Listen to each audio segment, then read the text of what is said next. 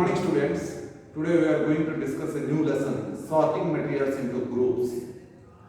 Have you ever wondered how does a librarian finds out a particular book from thousands of books present in the library?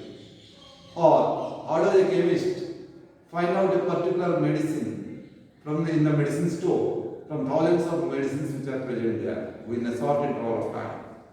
Similarly, in a grocery shop, when you go to buy a particular item, how does the grocer finds out that particular toothpaste or a particular company show immediately and he hands it over to you?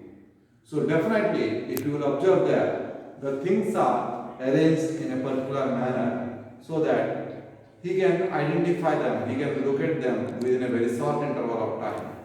So this arrangement of things in a proper order, that is known as sorting.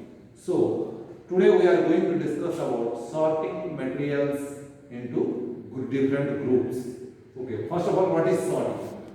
Sorting, arranging things into different groups based on their types or properties. Means the things are arranged on the basis of their properties and they are classified into different groups. Okay, before understanding this classification or arrangement of things, first of all, let us try to know what these objects or the things are made up of. Actually, in our daily life, we see varieties of things around us. For example, if you are in a classroom, you will see a table, bench, chair, textbook, pen, paper, bulb, fan, light, etc. So different types of things you will see around you, and when you go outside on the road, you will see number of vehicles, buses, cars, so or you will see different types of trees, animals, different things on the roadside also.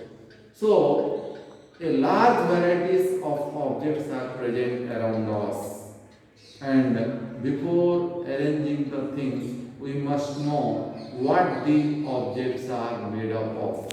For example, let us try to understand few materials which are present in front of us, few objects which are there. First of all, I will show you there is a steel glass in my hand. This is made up of metal. Similarly, a glass can also be made up of another material that is called plastic. Similarly, a glass, it can be also made up of this glass which is purely transparent. Yes, it is also made up of a glass can be made like this. Similarly, a glass can be made with the help of a paper. You see, same object. The object is similar in all the four cases, but they are made up of different materials. It is made up of glass, it is made up of paper, it is made up of metal, and it is made up of plastic. So different materials are used to make one particular item. Similarly, I have a knife in my hand. You see this knife, its front part it is made up of metal, yes, and its backside part it is made, the handle where we hold it, it is made up of plastic.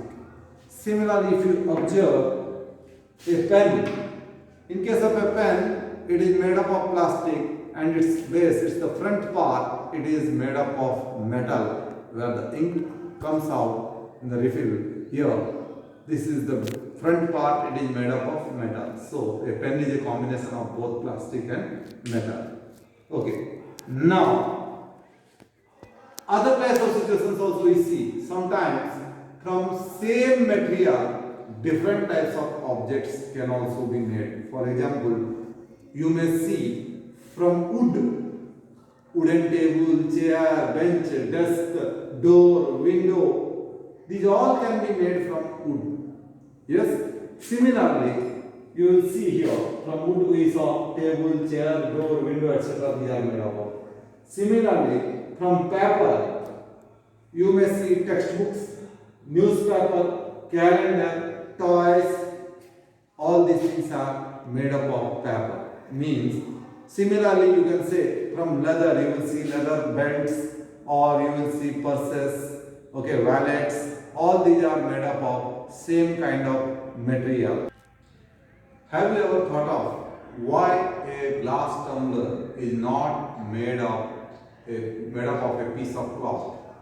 Okay, yes, is it necessary that it has to be made with only metal or a plastic or with a particular quality of paper? Okay, let us imagine, for example, a tumbler is made with a piece of cloth. So what will be the situation? Let us once try to observe in the form of an activity. You see, I have taken a handkerchief and just I am trying to arrange this in the shape of a small tumbler, and I will try to pour some water in it. I will try to pour some water in this tumbler. Okay, so I want to make a cloth tumbler and I want to hold this water in this tumbler. I am taking some water in this glass and I am pouring here. Observe here what is going to happen. You see, the moment I am pouring water, at the same time the water is coming downwards. Yes? You see, whatever water I have poured here, the water has come down into another container, another glass. So, can I make a tumbler with the help of a piece of cloth? Certainly not. Definitely no, it is not possible. The reason, if I pour water in this cloth tumbler, the water will come downwards. It will leak down through small pores in this cloth. So, first of all, while making a particular object, we have to know the property of the material which we are using for that purpose. Yes? So, we cannot simply make the things as you like. Yes? For example, our school bell cannot be made up of wood or paper, because if the school bell will be made up of wood or paper, it may not be able to, it would have not produced that much sound how a metal bell will produce. Yes or no? So definitely we have to know the property of that particular material which we are using to prepare a particular object. So the condition is we should know the property of the material and the purpose for which it will be used. Then only a particular object can be made. Yes? So there are so many properties of materials. First of all, if we start, first one comes appearance. Okay, what is this appearance? For example, I have a golden ring in my hand here. So why I am wearing a golden ring in my hand? I can use an iron ring, or I can use just a ring made up of paper or wood also.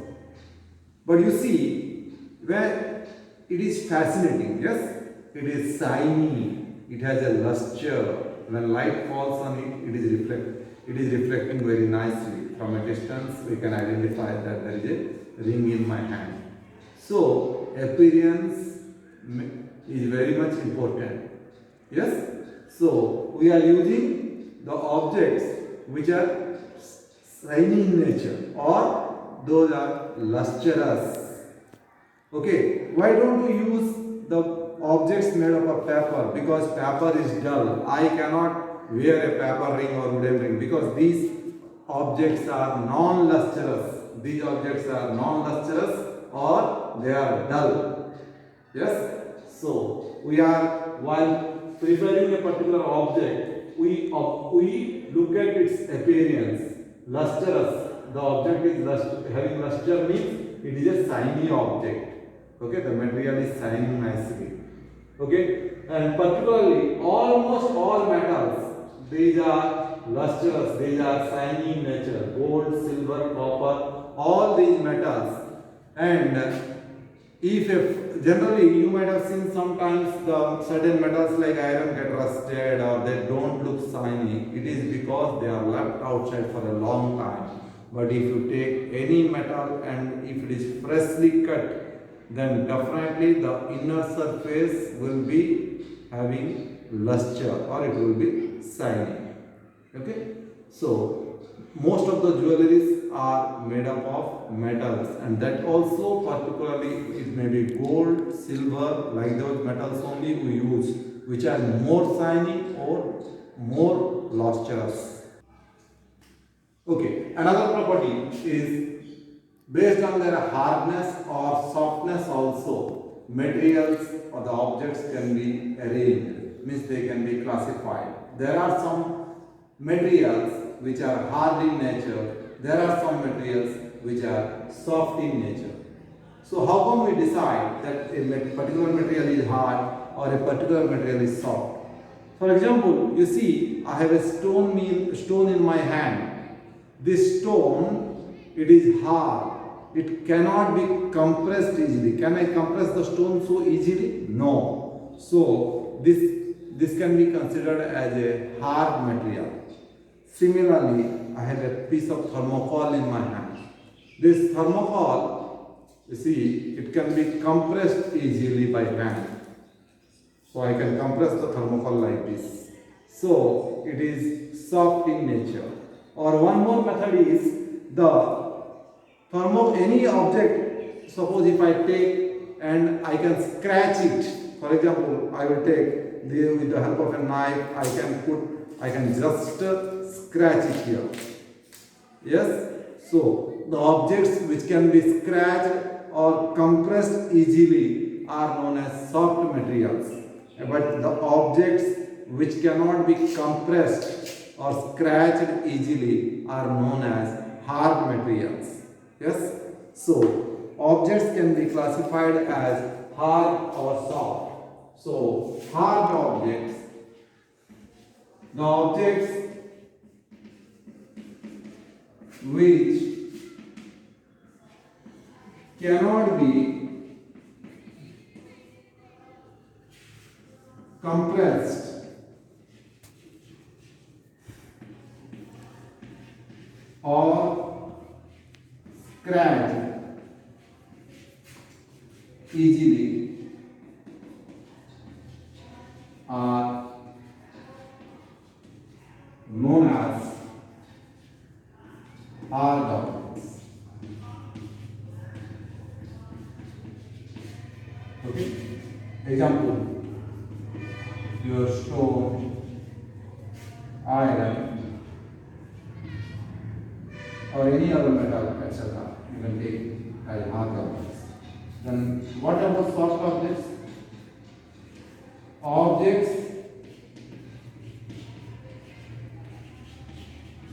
which can be compressed or scratched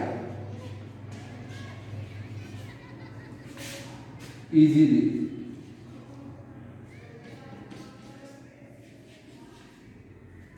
are known as soft objects. Like this thermocol or your sponge.